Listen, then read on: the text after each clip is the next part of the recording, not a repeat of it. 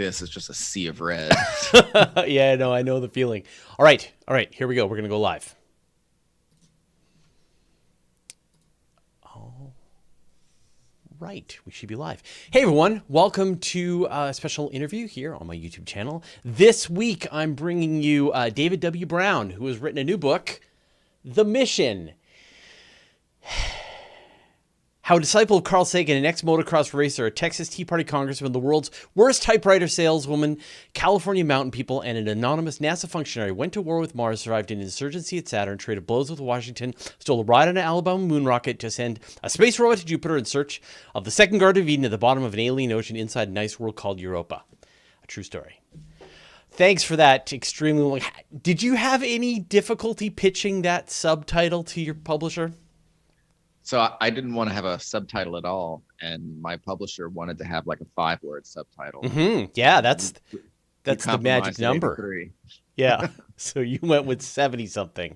It was 83 words. The if they wanted a subtitle, I was going to give them one. You're gonna, and I'm calling it the story of the Europa Clipper. But wait, the story of the 6. Oh well. Anyway, the problem that we've run into is that it tends to break databases for different publications, like in bylines and at bookstores. Yeah. It's been quite a problem, but I love it. Yeah. No, I think it's great. But I know what you mean, that there are like unintended, I don't know, year 2000 errors that you're probably punching into various book databases around the world that are cracking them. You know, airplanes are going to be crashing, power plants are going to be going offline because you chose a title that doesn't fit within a standard Unix database. So for people who don't know, who are you? What do you do? Well, my name is David W. Brown. I'm a writer. I've been covering the space program for about a little under a decade now. I am also the author of The Mission. My work generally appears in such publications as the New York Times, Scientific American, the New Yorker, Supercluster, all over the place, really. You'll have a hard time not finding my name somewhere. Yeah, no, your writing is terrific. I don't know why I'm dropping frames with you. Weird. Huh. Okay. Anyway, I don't know if it's your internet, whether it's my internet. Your work is amazing. Like you're an absolutely terrific journalist. I'm really impressed both with, I've read a lot of your writing over the years. I hadn't read any of your previous books, but I definitely have been really enjoying The Mission. It is, I'm about a third of the way through, and I've been doing this job for 20 years, so I kind of lived most of this book. Am I breaking up for you here? Yes. Staggered here. I don't know if this is my internet or what's going on. I don't know. Running. Yeah. It's definitely something is. Let me try it. I don't even have very much going on my computer right now. Let me try shutting things down if I can. Because it really feels like you're just kind of jumping back and forth on my screen. I did another interview a minute ago, and it didn't seem to do this. I can reboot my computer. Yeah, no, it's gonna be the Zoom meeting. Because I'm not getting any high CPU rate on my computer, so it's something wrong with Zoom. Can you leave the Zoom meeting and come back in and see if that fixes it? Yeah, awesome. Yeah. Thanks. Great. Two of me. Sorry about that, everybody. But it's clearly something is busted.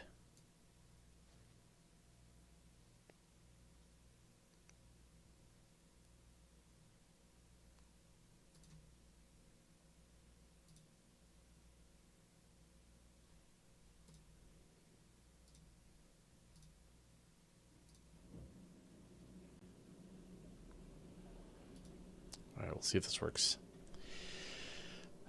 Plug in the Starlink. Yeah, that's it. I should be using Starlink instead of my gigabit internet. That would do the trick. All right, you're back, but we'll see how long that lasts. You may have to pop back in and out again if this happens. Anyway, so then let's talk about the. Let's sort of start at the beginning. I mean, there's a bunch of parts that we can talk about, but I would like to first talk about the sort of setting the groundwork of the Europa Clipper mission, and that's the GEMO mission. And it's funny, I actually did a video a couple of years ago where I was like lamenting missions that never flew. And I talked about the terrestrial planet finder. There was a European space capsule, like a human rated space capsule that never flew, and the other one was GEMO, like nuclear powered, ion engine driven Battlestar Galactica to the to Europa and the rest of the Galilean moons, and then it got sadly canceled. Tell us the story of what happened to GEMO. Well, GEMO was part of Project Prometheus, and the goal there was to put a nuclear reactor in space, and in this case, they were going to use it to power what would be the Jupiter Icy Moons orbiter. GEMO, unfortunately, came in at a price tag that was just unsustainable. It was never going to fly, and Sean O'Keefe, who was the NASA administrator at the time, it was one of his pet projects. He gave it its just full-throated backing. Mm-hmm. When O'Keefe left, though, and Mike Griffin came in, I think it was Mike Griffin, like his first order of business was to kill GEMO. Yeah. Just because but it would have changed everything. Like, that's one of those missions that it really should have flown, because they had big plans for it. It wasn't just they weren't just going to build one and send it to Jupiter. They were going to build an armada of them and just explore the solar system, because they would have an infinite amount or a veritable infinite amount of power on this spacecraft, and that's usually the limiting factor that they run into. Yeah, it's funny. I talked to an engineer from NASA about this. It says, like, the first thing you need, your first priority in space is power. Your second priority is power, and your third priority is power.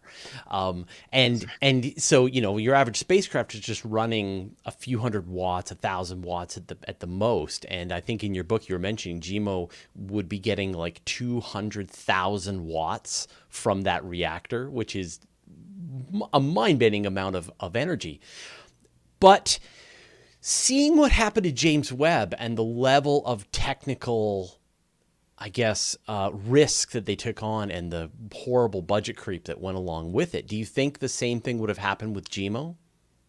It's a really good question. Kind of what might have been. I think it was a very small reactor. It was about the size of a trash can, and the idea was, so when GEMO was first conceived, we were also building the International Space Station at the time. And the idea of building these giant things from orbit was something NASA was good at. It was a skill set that they were cultivating, and it was something that applied perfectly to in this case, a Jupiter mission. They were it would require 3 launches, and in space, the spacecraft would actually be assembled. Right. Would it have experienced cost creep and mission mission complexity? Probably. Yeah. I mean, it was a JPL project. Yeah. But I do believe. Well, I'll stop you there. I mean, JPL actually has nailed budgetary on the budget side. I mean, you look at things like from the Perseverance, Curiosity. I mean, their missions tend to come in quite nicely. It's when you bring in a lot of those outside contractors that things tend to creep up. SLS, James Webb, but I found JPL is pretty good at keeping the cost under control. But I was just thinking, like, you've got that reactor, you've got high-powered ion engines, I know it had crazy ways of dumping heat overboard, which had never tried, assembly of a mission in space, et cetera, et cetera. So, yeah, it does feel like there's a lot of uncertainty going on. But then, like, I know I'm interviewing myself here, but the this is like a sore spot for me. But anyway, like, thinking about having one of those fission reactors in space and powering ion engines, I mean, that's a possible key to upcoming human missions to Mars, missions to and from the moon. So there's a lot of need for this technology. And It was, I mean, the idea was always going to be this will also apply to human yeah, spaceflight. And what was interesting about GMO is it really brought in all of NASA together to develop the thing. If I'm not mistaken, it was because Sean O'Keefe, before being the administrator of NASA, he was the Secretary of the Navy, and he looked at the Navy nuclear fleet, nuclear subfleet, and said, we could do something very similar, but yeah, in space. yeah, In this case, it was going to be for robotic space exploration, but like you said, it had a direct application to yeah.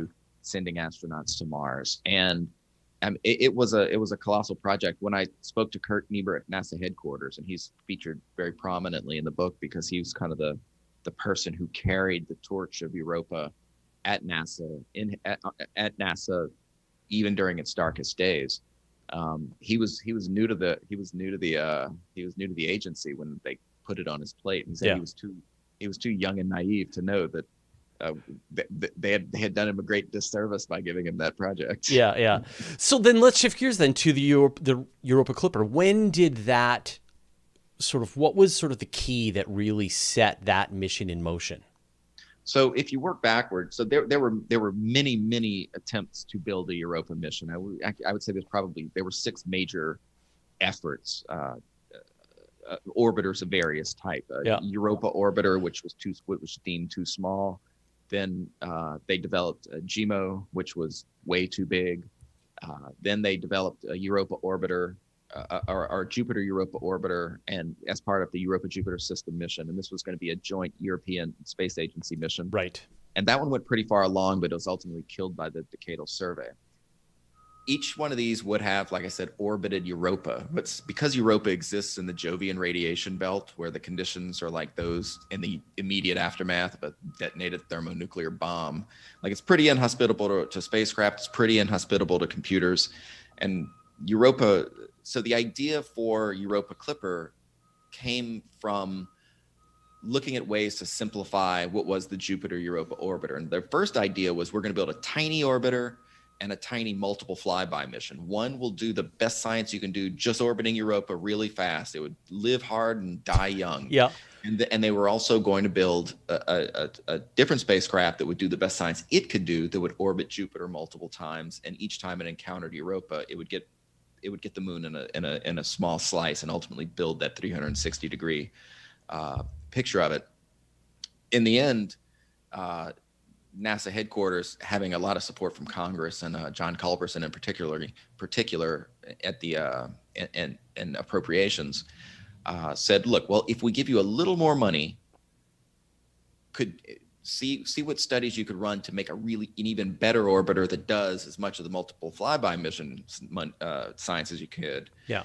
Or do the same thing with multiple flybys, see how much orbiter science you could do. And in the end, the multiple flyby mission did, I think the number was something like 90% of the science for 50% of the cost. Right. Yeah. And it ultimately, the Europa, what do they call it? Europa multiple flyby mission would eventually become known as Clipper. Yeah. Or Europa Clipper. And that idea is pretty clever. I think that it is, as you say, incredibly deadly radiation in the inner solar system, or the inner system of Jupiter. Even for robots, it's a pretty brutal environment. And so instead, do a fast flyby, zip in, take a bunch of pictures, zip back out, recover, and then send your data home, and then take another crack at it. And you would get, as you say, 90% of the science. Then you would get being just buzzing around in that constant radiation zone. Another big advantage you get from doing a multiple flyby mission is, so the radar, which is going to be looking through the European ice shell, the radar collects unimaginable amounts of data, and with a Europa orbiter, there wouldn't be enough time to send all of that data back to Earth. The spacecraft would have to make the decisions on what it sends back to Earth. With the multiple flyby mission, because those orbits around Jupiter take so long, that actually allows them to send everything back. And so you're going to get way more science, particularly for radar science, by having that. So there were data advantages, and like you said, just dipping into that radiation and zipping out of there as quickly as possible. It was of course, it presented its own challenges. It has to be able to survive in that blistering radiation, and then also in a cryogenic Yeah. far side of Jupiter. But they cracked the code. They found a way. And I mean, to sort of limit the technical risk, that's the same thing that the Juno mission is doing. So we're seeing that that technique being tested out with Juno, and in fact, Juno is going to be shifting its targets to the Galilean moons next for its mission extension. Right. So it's going to be again continuing to sort of pioneer getting beat up by Jupiter to see how that treats a spacecraft. So I'm pretty excited about that.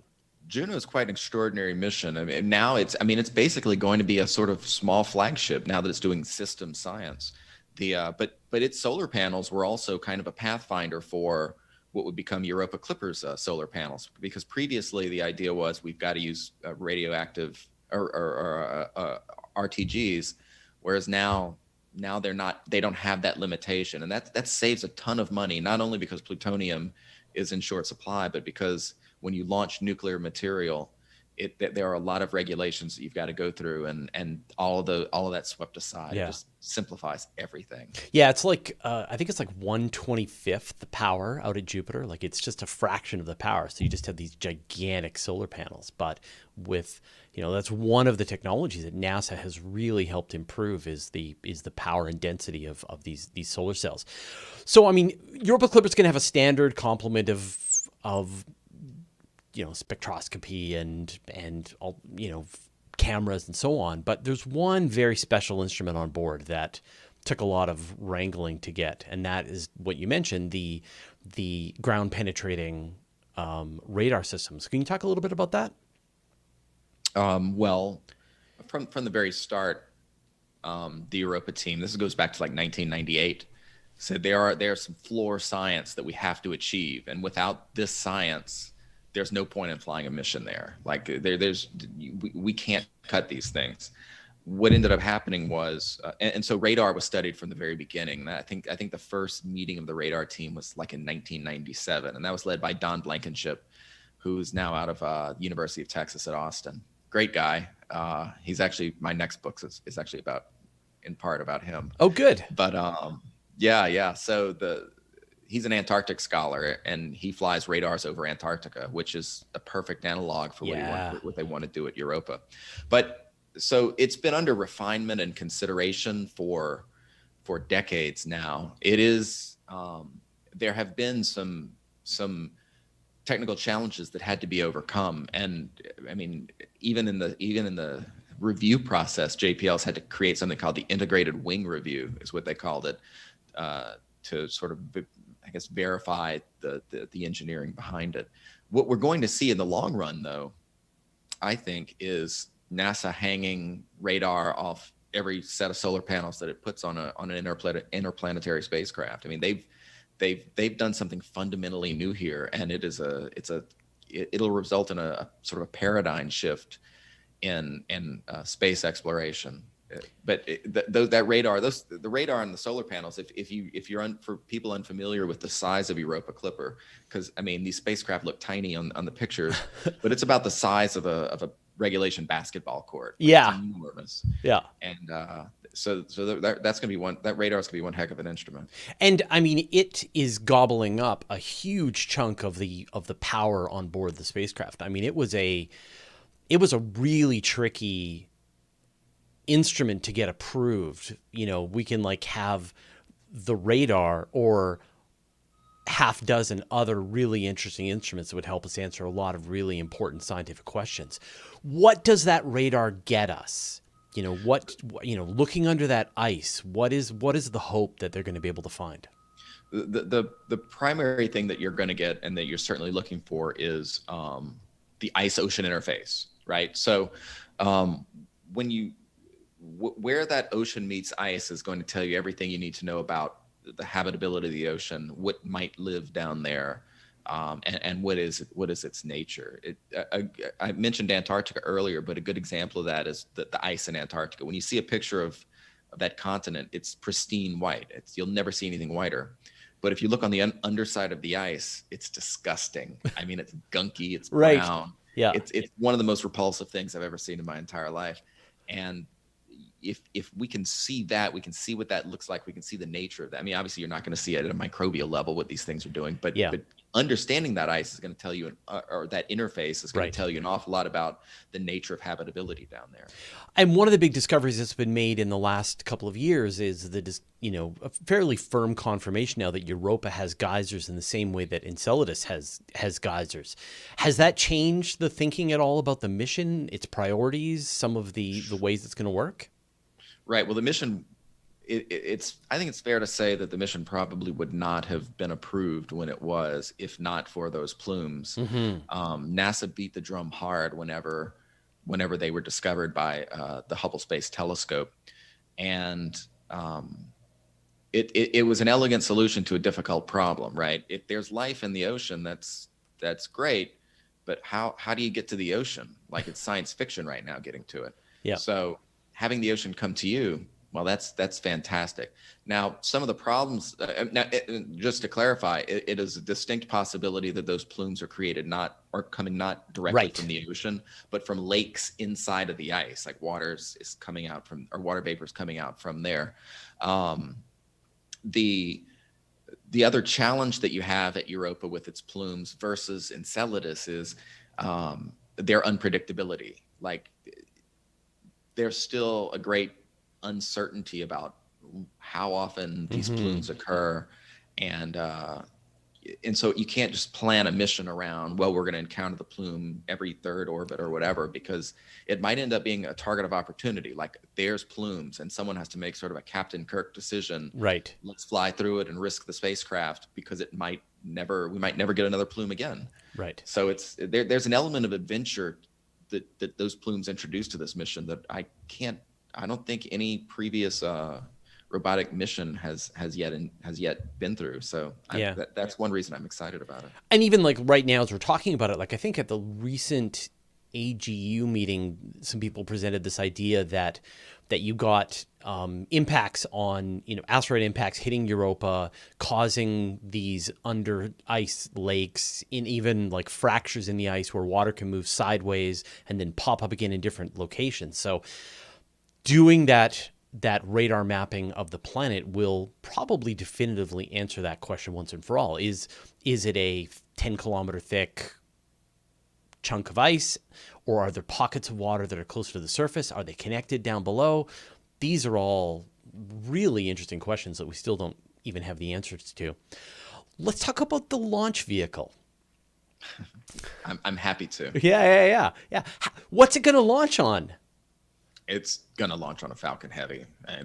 I think that's indisputable at this point. I believe there's a law in the United States right now that says that it's not, but I'm open to hear your proposal.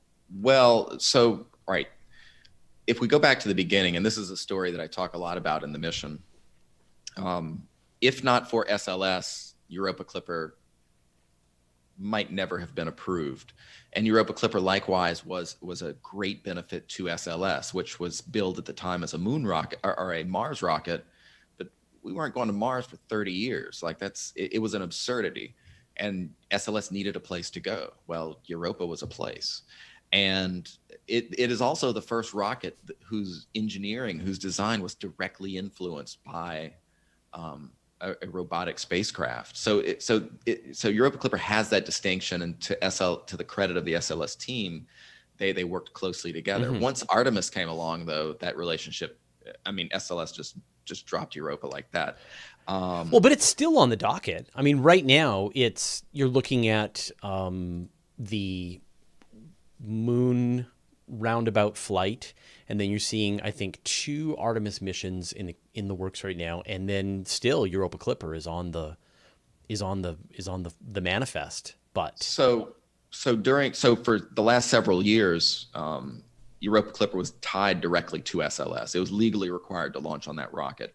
In the most recent appropriations bill, though, that language was changed to say SLS, or if it's unavailable, right, and commercial launch can match the capabilities XYZ. There were 2 conditions, actually.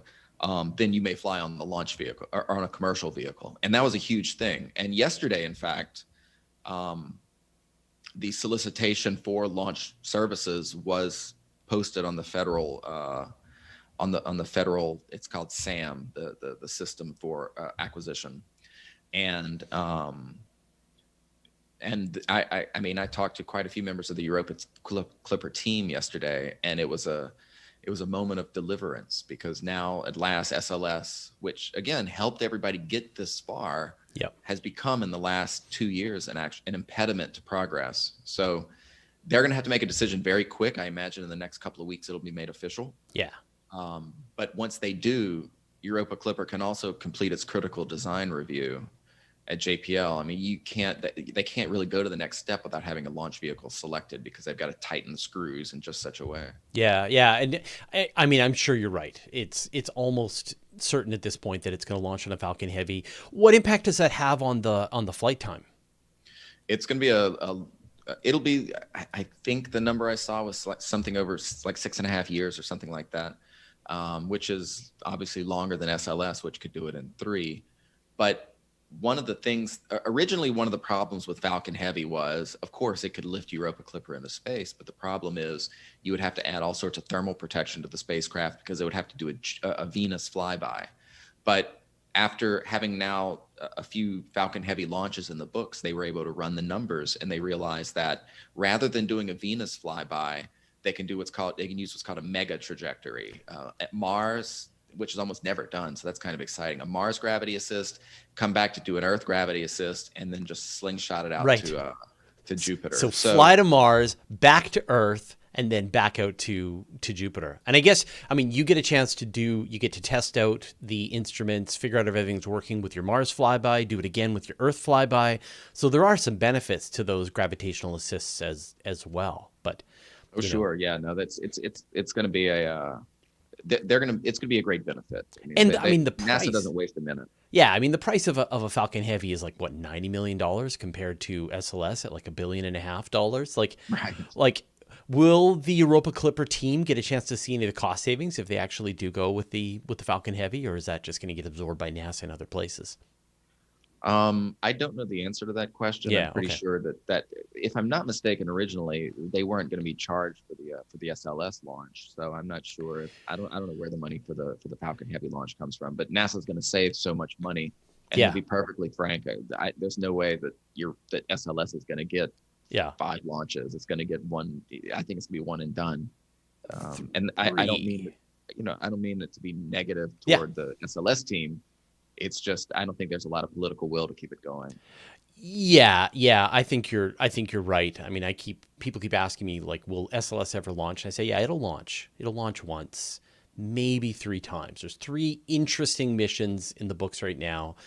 I can't imagine it launching many times after that. Assuming, though, like, this is all depending on Starship actually doing what it promises. If all Starship does is just, explode in the atmosphere for a decade, then as it's returning back from space, then you can imagine, SLS having a longer duration that it's continues to have work done on it. It's a tricky time, because it's like there's bigger, more ambitious places that people want to go, and at the same time, there really isn't a launch vehicle that is absolutely proven to do that job. As soon as the space shuttle was canceled, there was no real proper heavy lift vehicle around, and Constellation turned into SLS and so on and so forth. But who knows if Falcon Heavy gets human rated, if Blue Origin gets human rated, we'll see. So let's talk about the lander that nobody wants. What would you like to talk about? Well, how did the Europa team get saddled with the lander? So obviously the Europa Lander is a completely different project from Europa Clipper. Europa Clipper is going to determine the habitability of Europa, and it's going to find the most habitable spots on that world, and it's also going to characterize the surface. We don't really know what the surface of Europa looks like. We've got a very distant view, but we don't know. It would be like trying to land a spacecraft on Earth if you only had a picture taken by Apollo, and you're trying to land in Central Park. It's just not possible.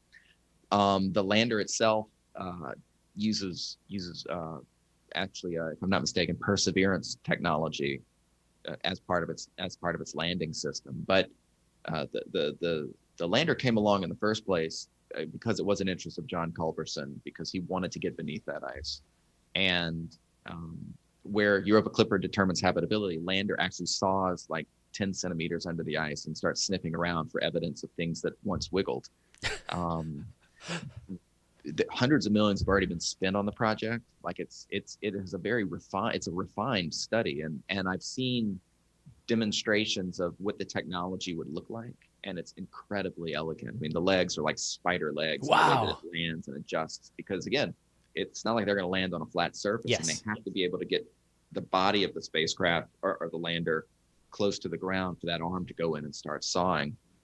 Whether and it's, again, just as Europa Clipper goes in and out of that radiation, Lander has to marinate in the least hospitable place in the solar system, and it just has to sit there and do its job. So it would be an extraordinary achievement if we could get that thing Yeah. flying and eventually landing. A big problem that it had is that so the planet, as you know, but I don't know if everybody knows, the planetary science community operates with something called the Decadal Survey. It's sort of a consensus community document that looks at all of the scientific priorities of the planetary science community, what we want to solve, how we want to solve it, where we need to go to solve these problems. The last decadal came out in 2013. Well, it came out in 2011 to be implemented by 2013. Europa Lander wasn't on anybody's, wasn't really on the radar at all at that point. So it didn't get any prioritization among flagship missions. The top was Mars sample return. Second was a Europa orbiter, and then third was like ice giants. Yes, please. The midterm decadal survey recommended to the decadal panel, when you do this survey, make sure you prioritize Lander in there, because it is something that has congressional interest. So it'll be interesting to see where it comes in the priority queue. And if, for example, the Ice Giants mission can be achieved in a New Frontiers budget, well, that could make things pretty interesting. I mean, there might be room for a lander in that point. I mean, I'm being overly glib about a lander that nobody wants. Obviously, a lander would be at the top of almost every planetary scientist's list of to-do list. But we saw even just recently with Mars Insight unable to deploy its mole, that you've got a place that's been mapped down to 1 square meter, even less.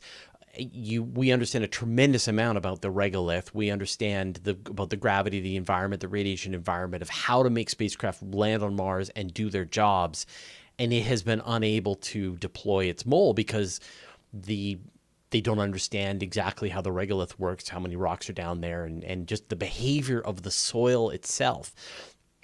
To go to a place that you don't even know what it looks like, is it going to be covered in 10-meter tall ice sharp penitentes? Is it going to be mush, radiation churned slush that, as you said a couple of times, these things land and they may just keep on landing, sinking deeper into the sludge. We don't know what it's like there, and to come up with a rover. And so, like, I can see why they're very risk averse to be able to do that. And then on the other hand, you look at the work that, say, JAXA is doing with a lot of their innovative concepts with Hayabusa 2. They'll throw every crazy idea they can at a space rock to see what lands, and science returns. So I'm kind of torn. If I had to make the call, I would definitely go with the crazy robot lander, spider lander. It's interesting that you say that. So I talk to a lot of scientists and engineers at JPL all the time, and one thing that I've heard with regard to Lander is, look, the motto at JPL is dare mighty things. Okay, we can build an orbiter like Psyche all day long. Yeah. But if you want to dare mighty things, like if you want to do the impossible, if you go, even going back to the Viking program, right? 2 landers that landed perfectly on Mars. That's insane that they could do that. And these were not small spacecraft. Europa Lander would be the sort of galvanizing project that would attract and inspire a generation of engineers. I don't want to sound like I'm a commercial for the Europa Lander. I do think that Europa is the sort of celestial object that requires a sequence of missions. Just doing one is not enough. just like for Mars, that has required multiple missions in order to understand that world. If Europa is determined, particularly if it's determined to be very habitable, gosh, it has everything you need for life. It's too tantalizing a target to just leave there and go explore elsewhere. Yeah. We talked about or, you know, like NASA has sort of slowed down the search for life in the solar system back with the Viking mission, with the sort of the problems that happened with the Viking experiments. NASA sort of took a step back and followed the story of water very carefully. With Europa, you've got a place that's potentially a lot more exciting. You've got liquid water. You've got hydrogen, probably, you know, in the water itself to provide fuel for microbes. You've got minerals that are mixing in to provide various other things as well. It's pretty easy to get very excited about the potential for life, and yet it's trapped under kilometers of ice, and it's a very difficult thing to find. How did you sort of, what impression did you get from sort of that tentative movements forward to search for life without overreaching? The core Europa Clipper team from the start has really pushed for, or been very smart about not embracing science fiction, but going with what we can do, in with a budget that is practical. Obviously, Gmode, for example, did not have a practical budget. That was just not going to fly. But that sort of came down from above. And if the NASA administrator says we want to do this, then we're going to try to find a way. In the case of Europa, our Europa presently in exploring the ocean, like you said, that's a liquid saltwater ocean with hydrothermal vents at the bottom. I mean, they know what the bottom of the seafloor of Europa looks like because you just look at Io, and it's going to be basically Io covered in water and ice. You've got water touching rock, which is critical because that's where you get interesting chemistry. Whereas at Ganymede, for example, it's probably ice, water, ice, and you can't really get that chemistry there. You also have the way the plate tectonics of Europa work. The ice is being pushed down into the ocean, and so that's oxidizing the ocean. So you've got just an incredible, sort of an incredible recipe there for life, and for conceivably complex life. Now, in terms of what next, right? Because you're always looking forward. After that, you do need to touch that ice because you've got to and get beneath the irradiated surface. You see the gook on the bottom of the yeah, and then getting to the ocean. Now that's hard. Like that's still science fiction, and there are ideas for melt probes where you land some sort of a radioactive spacecraft on there and just let it heat up through natural decay, and it could just sink down in there. And that's one proposal that I've seen. I think that's probably the They're actually doing that in Greenland. They're actually practically using melt probes in Greenland to sample under the ice, and it's actually quite fast to make its way with a fairly small probe. You can actually descend through the ice fairly rapidly and reel out a wire behind you. So it's interesting how a lot of that technology has been tested. But you're exactly right; it is absolutely science fiction. And so back to that fortunate sort of discovery of the plumes. Do you think, now that we know so much about what's happening with Enceladus, thanks to Cassini, Enceladus would be a better target than Europa? There are quite a few studies right now, and I believe, I don't know for sure, but I know that there is a robust Enceladus group. I think they're submitting a flagship proposal for Enceladus. Now, one thing that Europa has that Enceladus doesn't is time. Europa's had something like 5 or 4 billion years for that ocean to make life if it was going to experience its own genesis. And I think I could be very mistaken here, but the last time I talked to somebody about it, they didn't think that Enceladus had the time equation that Europa had. But that doesn't, that stuff has undoubtedly changed since the last time I talked to somebody. Yeah. Is Enceladus? It's a much easier place to explore for sure. Yeah. Because you don't have the radiation there, and it would certainly be a compelling target of exploration. But when we talk about the Enceladus, exploration, I don't know. I guess you really need to have a good context for Enceladus. Did Cassini get everything you would need? Obviously, Cassini didn't launch. Cassini's the one that found all of this interesting stuff about Enceladus. I think originally Enceladus had like 4 flybys. Yeah. And then it turned into this extraordinary target of exploration. So we'll see. People much smarter than me will make that decision. Yeah, absolutely. I think, or maybe that's what they'll save the money on the SLS launch, and they'll build a copycat of Europa Clipper. And although that would be tricky at Saturn, I can't even imagine the size of the solar panels to be able to get any power while you're out at Saturn. But that's another technical challenge to go with. So I would love to hear any sort of really big surprises that you uncovered while you were doing the research for this story. What's some stuff that sort of surprised you while you were working on it? I guess the primary thing that surprised me very early on was the not antagonism, that's not the right word, but certainly rivalry between the outer planets community and the Mars community, because Mars is going to get a mission every 2 years. Yep. It's much easier to explore. You can get there quickly. And astronauts are one day going to stand on Mars, which for NASA, being a human spaceflight organization, first and foremost, means that sending a rover there is not just doing science, it's a human precursor mission. It's buying down risk for that future astronaut mission.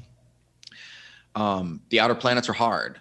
It takes a long time to get there. It's going to take an average of maybe 6 years to get to Jupiter, to the ice giants. I mean, I can't remember the 2040s. Yeah, 20. I think 2030 by the time we get a flagship. If you have a flagship orbiter, you're looking in the 2050s. Yeah, and that's, I mean, when you think about that the people who are trying to get this thing going will be dead by then. And that's one of the beautiful things about planetary science. We live in a world that does not really give a lot of put a lot of stock in delayed gratification. We want it now. And I just admire the heck out of people who are willing to put in this extraordinary amount of thankless effort, countless studies, countless rejections from NASA, countless rejections from the science community, and still keep going, not to answer the questions, which is why you become a scientist in the first place, to answer question X, but just to enable the next generation to answer that question. That to me makes this an extraordinary group of people doing something that you just don't see these days. And I, my hat's off to them. Because of the challenges of exploring the outer planets, and particularly Europa with the radiation problem, whenever NASA, which is perpetually short on money, has had to make a choice, do we do this incredibly difficult thing at Europa, or do we go to Mars? Yeah. And the answer is, well, we'll just go to Mars. Like, that's way better. And for a good stretch of time there, it's the way it was described to me. It's impossible to overstate how just antagonistic NASA headquarters was internally to an outer planets flagship mission. It was a non-starter for a long time. Outer planets flagships, they say the flagship is an F word there. Like, you don't say it in polite company.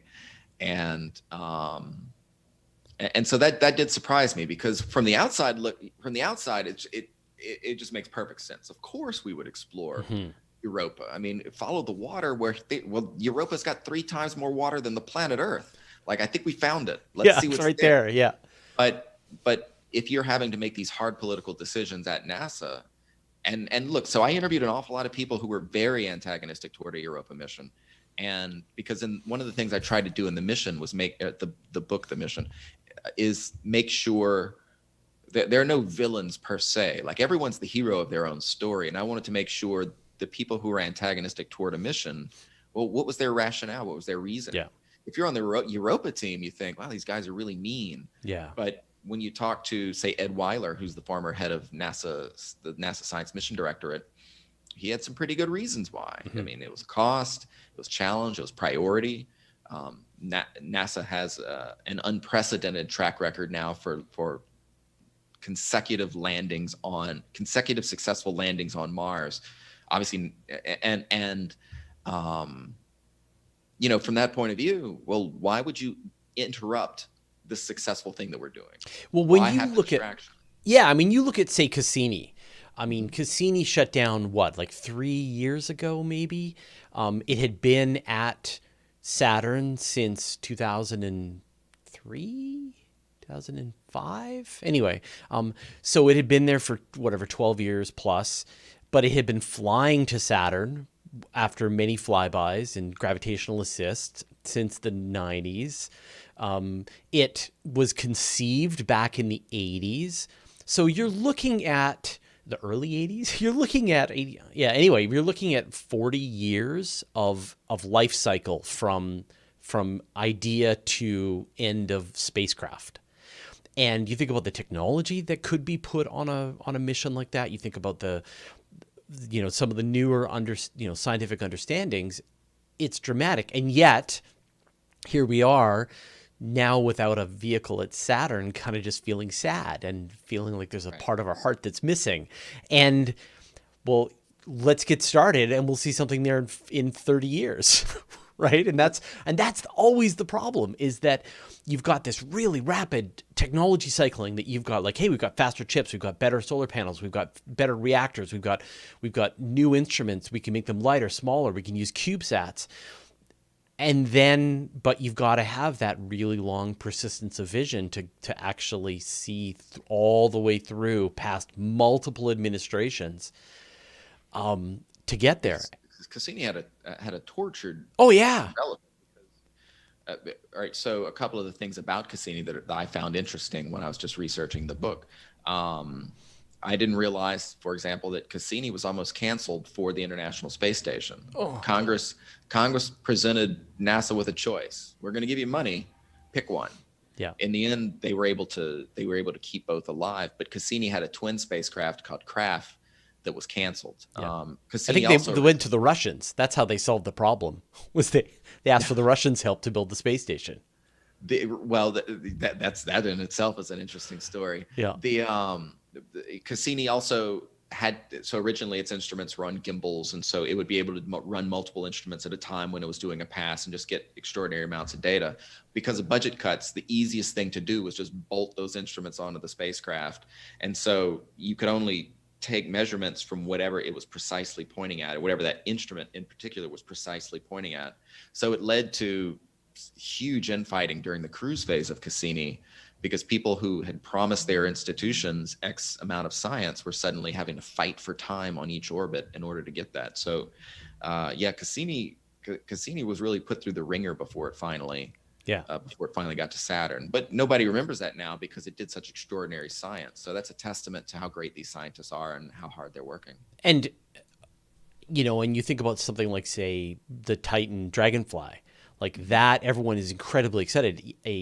A nuclear-powered helicopter on Titan, yes, please. But again, 2035. Like, be patient. This is not going to happen anytime soon, and they've already started building it. It's going to take a long time. So it's tricky. Like, it feels to me like they almost need to have some kind of release schedule that's independent from, like, every 2 years we send something to the outer solar system, and then every 2 years after that we send something to the inner solar system. We iterate the technology on the inner stuff, and we stick to the plan with the outer solar system, knowing that we're going to be glad that we had Juno, that we have Dragonfly, that we have the Trident mission, New Horizons, right? A 10-year flight time to get to Pluto. That's right. And one of the reasons I wrote this book in the first place was because of something alarming that I'd heard. This was a few years ago. This was before the Pluto, long before the Pluto encounter. But somebody pointed out that, look, after Cassini ends, after New Horizons completes its flyby of Pluto, and after Juno, because remember Juno was originally going to have a very rapid lifetime. It was going to it was going to enter a very tight orbit of Jupiter. Yeah. But a thruster problem caused it to begin having these enormous orbits and gave the spacecraft a much longer life cycle. But the conversation that I had was, these spacecraft are all going to end, and for the first time since I think like 1979, there would be no active mission in the outer planets. And I found that deeply disturbing, just as a human being, like to sort of see 3 billion or 600 million miles and plus however far out you are of humanity's footprint, for that to disappear, it just felt wrong to me. But we know what that feels like. That's 50 years after the Apollo missions. That's what it feels. That's what it's going to feel like. Why haven't we been to the outer solar system? It's been 50 years, right? Is how it's going to feel. And so, like, spoiler alert, you're going to feel sad. Everyone who voted against it or has been focusing on these short-term quick missions to Mars and Venus and whatever, the moon, is going to it's going to wake up one day and say, wow, it's been 50 years since we've been to Saturn, or 50 years since we've been to Neptune. And I think, thankfully, the New Frontiers program and just technology development in general seems to have advanced to a point where we might be able to see a robust and much faster cadence of missions. And that's one of the arguments that I've heard in favor of using New Frontiers to explore the ice giants. Is like, we're looking at the 2050s minimum, and that's if there's no problems. And every flagship mission in the history of flagships has run into political interference, technical delays, and there's no reason to think that an Ice Giants flagship would go any easier than any of the previous ones. Which means if we can do something with a tightly focused new principal investigator-led mission, let's do that. Yeah. Flagship should be the spacecraft class of last resort. And I think Alan Stern and the New Horizons team really defined the way to get that done. But I mean, you cover a bit of his story and the story of just getting New Horizons rolling in the book as well. But it was a brutal challenge to get that spacecraft flying at all, and yet I think we're also grateful at the pictures. It speaks to their tenacity. I mean, can you imagine spending? What did Alan do? Like 6 different spacecraft concepts to Pluto, and he kept getting rejected every time. And let's try number 6. And eventually he got that yes. I mean, we have a New Frontiers program specifically because they needed to find a way to get a Pluto mission going. So I would choose like Trident, which is that the mission to Triton. Absolutely. Fly by a twin of New Horizons that's job is to explore through, although Alan Stern would disagree. He wants to go back to Pluto, but still, there's a bunch of interesting moons that Uranus has Miranda. Like, there are all these really fascinating places in the outer solar system.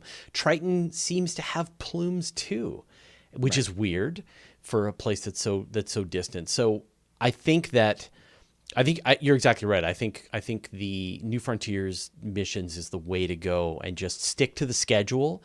And every X amount of years, a new one of these is rolling off the assembly line and going out to the outer solar system, and you'll be glad that you did down the road.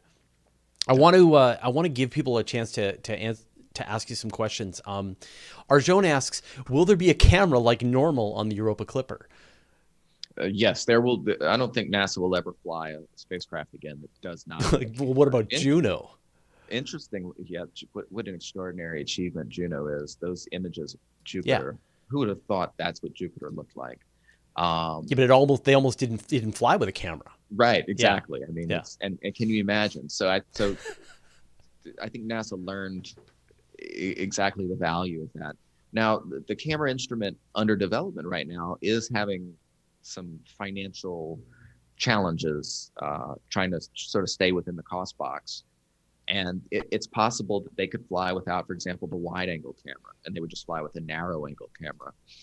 I don't think that's going to happen. The wide-angle camera is going to give you those big, beautiful shots of the planet, of the moon. I don't think that's going to happen. I think they've got that under control.